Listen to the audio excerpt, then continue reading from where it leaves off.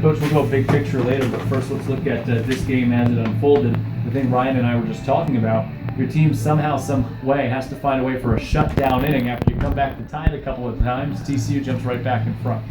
Yeah, look, they had 19 hits. They're a good team. They're hitting over 300 coming into the series. They know how to generate offense. And it's funny because, think about this for a second.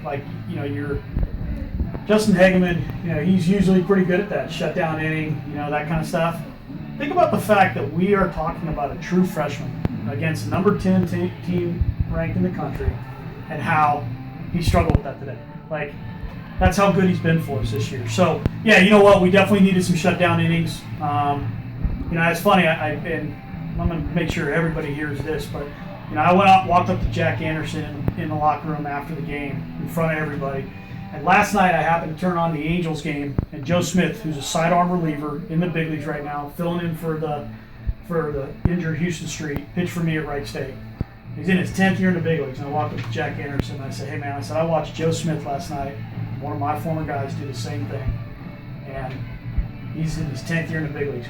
You're going to pitch in the big leagues as well, and there's nobody in this room that wouldn't want you to have the ball at the end. So,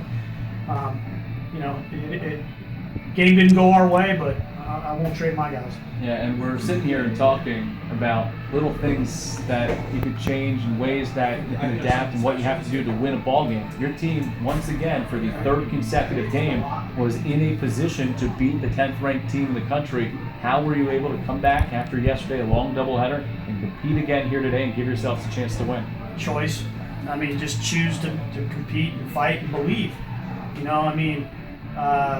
One thing I hope that we showed the rest of the community and everything that have been so wonderful, great crowds this whole weekend, but it was something that really I think we showed ourselves too, our kids. But there is such a number 10 ranked team in the country. If the season ended today, they're probably hosting the first round of the regionals, and the rate it's so razor thin. The difference between being that type of program and what others may have perceived us before, okay?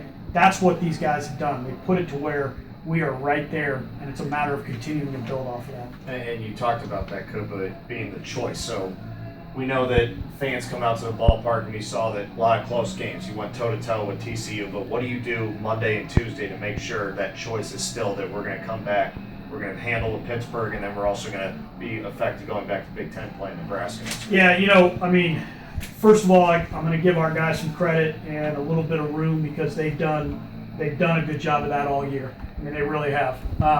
But they also if they can't get ready to play Pitt, if they can't get ready to go to Nebraska and play in the Big Ten, then and finish this thing out with a chance to get to the Big Ten tournament for the first time in however long, then we're really taking a 180 from what we've been doing.